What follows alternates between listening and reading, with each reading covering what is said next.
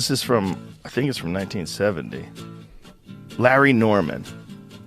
Sipping whiskey from a paper cup. You drown your sorrows till you can't stand up. Take a look at what you've done to yourself. Why don't you put the bottle back on the shelf? Yellow fingered from your cigarettes. Your hands are shaking while your body sweats.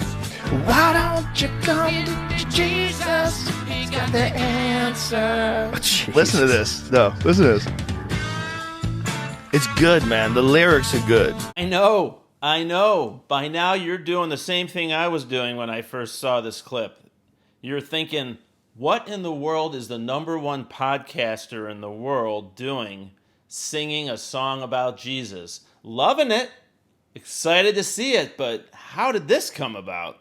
And it's also, you have to look at it, you're in a time capsule. It was 1970. You think rock and roll will set you free, honey? You'd be dead before you're 33.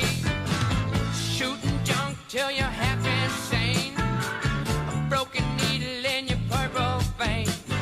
Why don't you look into Jesus? He got the answer. Wow. Good song, right? Yeah. Now, is all his stuff religious? I don't know.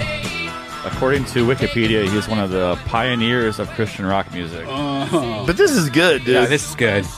So Rogan is singing along with every word of this and saying it's good.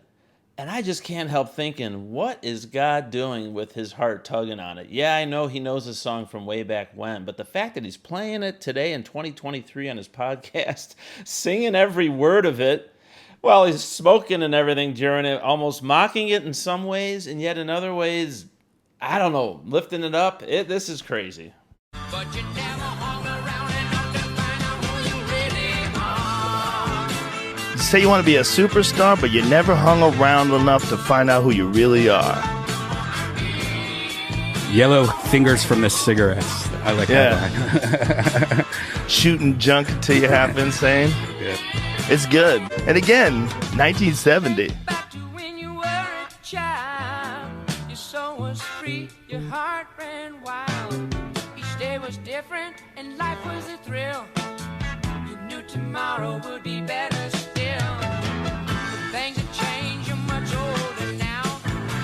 If you're unhappy and you I like don't it. know how. Why don't you look into Jesus? He got the answers. Why don't you look into Jesus? He got the answers. See, here's the thing. I've heard of churches that are like rock and roll churches.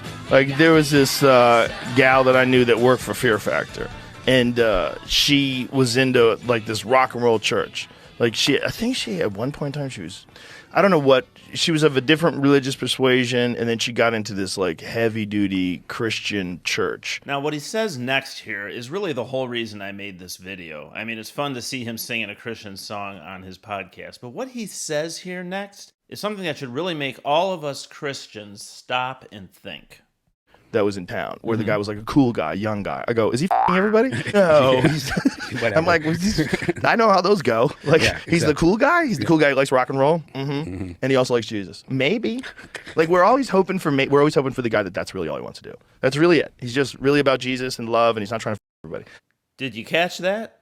We're all hoping for the guy that's really all he wants to do is love Jesus. So he's suspicious that these guys in these rock and roll churches, is the way he's looking at it, are always up to something else. They're going after the women or whatever it is.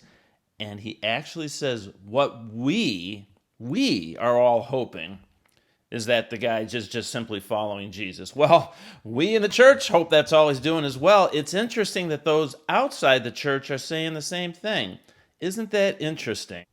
The world is looking for direction, looking for some kind of consistency. And if someone is following Jesus' teachings without any other nefarious reasons, that's encouraging to the world. That is fantastic. And that should be something that convicts all of us to make sure we walk the walk when we're talking the talk with unbelievers.